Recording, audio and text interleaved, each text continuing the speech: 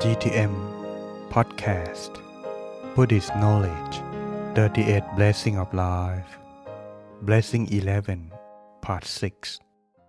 Hello everyone. You are listening to GTM Podcast. We hope you enjoy listening to our Buddhist Knowledge 38 Blessing of Life so far.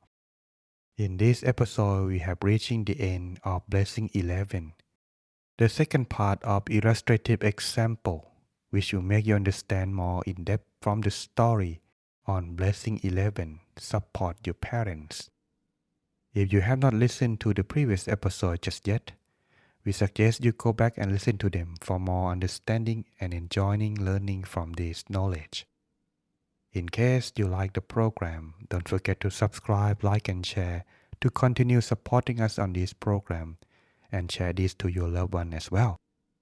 Now let us continue with our second part of illustrative example.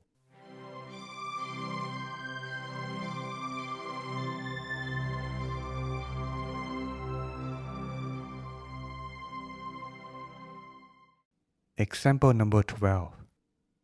The abandoned Brahmin. Once there lived in Savatthi an old Brahmin who was extremely rich. He had 4 sons, and when each of the sons got married, he gave them a share of his wealth. Then he gave away half of his remaining property to them. Later his wife died. His sons came to him and looked after him very well, and they were very loving and affectionate to him. During the course of time, somehow they influenced him to give them the other half of the remaining property. Thus, he was left penniless.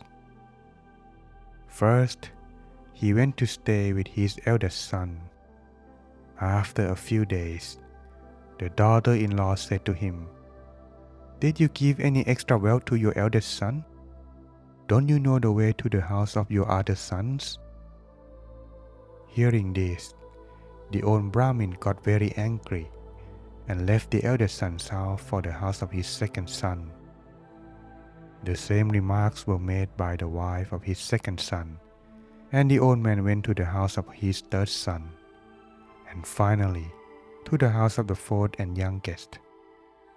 Thus, the old man was left destitute, and taking a staff and a bow, he went to the Buddha for protection and advice.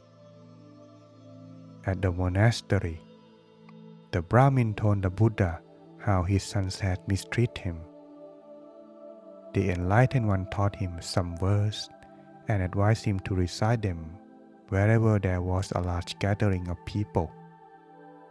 The gist of the verse was as follows: "My 4 foolish sons are like ogres. They call me Father, Father, but the words come only out of their mouths and not from their hearts. They are deceitful and scheming. Taking the advice of their wives, they have driven me out of their house. So now I have been reduced to begging. Those sons are less service to me than this staff of mine." When the appointed day came for the Brahmins of Savatthi to hold their meeting, and knowing that his sons would be there, the old Brahmin also attended the meeting. Now at that time, the prevailing law dictated that whoever ill-treats his mother or father and does not support or look after them shall be punished. Many people in the crowd, on hearing the words recited by the old Brahmin, went wild with rage at the ungrateful sons and threatened them for neglecting their father. Then the sons realized their mistakes and knelt down at the feet of their father and asked for pardon. They also promised that from that day forth, they would look after him properly and would respect, love, and honor him. They also warned their wives to look after their father well. Each of the sons gave him proper food and clothing. Thus, the Brahmin become healthier. So he went to the Buddha and humbly requested him to accept 2 food trays out of the 4 he was receiving every day from his sons. One day, the eldest son invited the Buddha to his house for alms food. After the meal, the Buddha gave discourse on the benefits to be gained by looking after one's parents. The Buddha related to them the story of the elephant called Dhammakaya, who looked after his parents. Dhammakaya went capture pie for the parents who were left in the forest.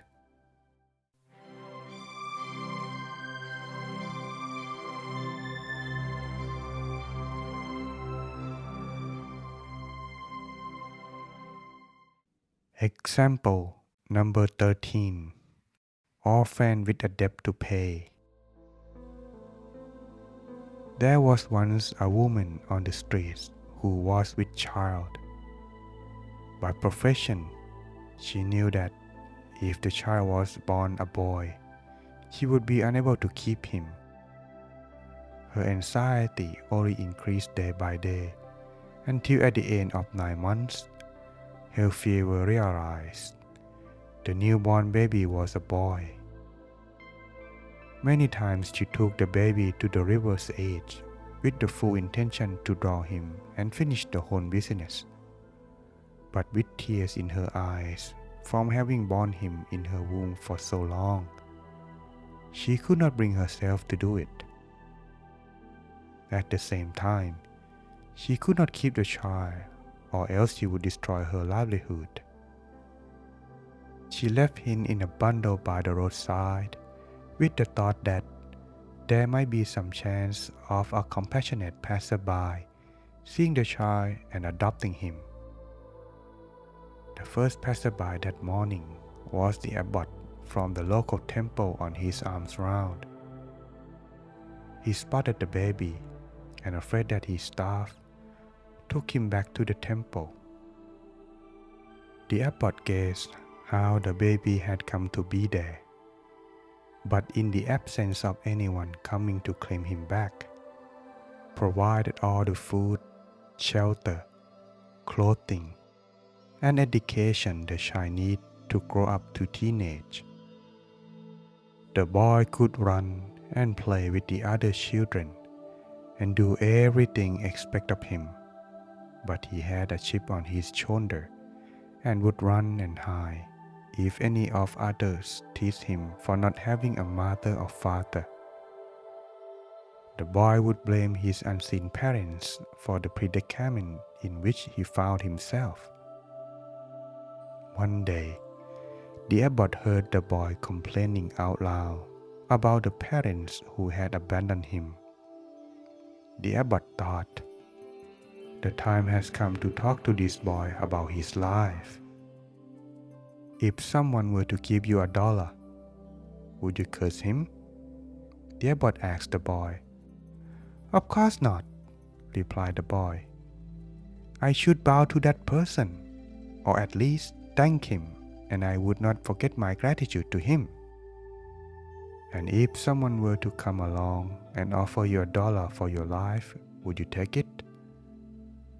Of course I wouldn't, replied the boy indignantly. Do you think that's all my life is worth? $10 then. You must be joking. The abbot raised the sum to 100, 1,000, 10,000, 100,000, and $1,000,000. But the boy would not part with his life. Asked why, the boy replied, even $1,000,000 is useless if you have no life to spend it. Well, what about if someone were to come along and offer you $1 to cut off your right arm?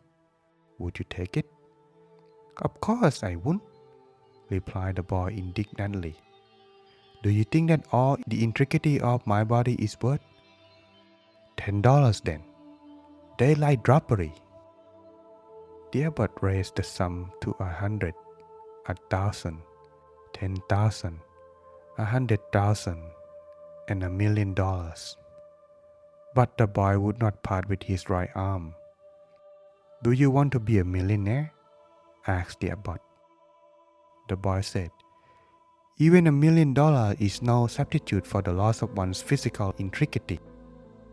And if someone were to come along and offer you $1 to cut off your little finger, would you take it?" "Of course I wouldn't," replied the boy indignantly. "Do you think you can put a price on part of human body?"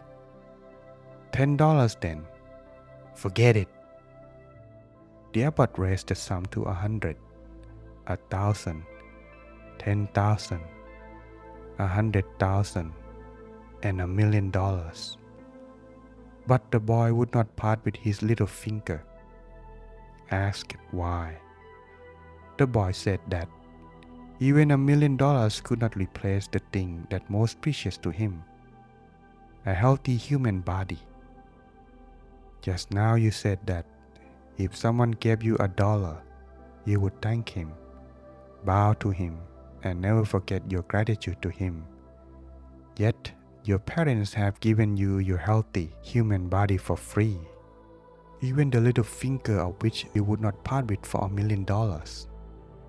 How come you sit here cursing them for not having given you more?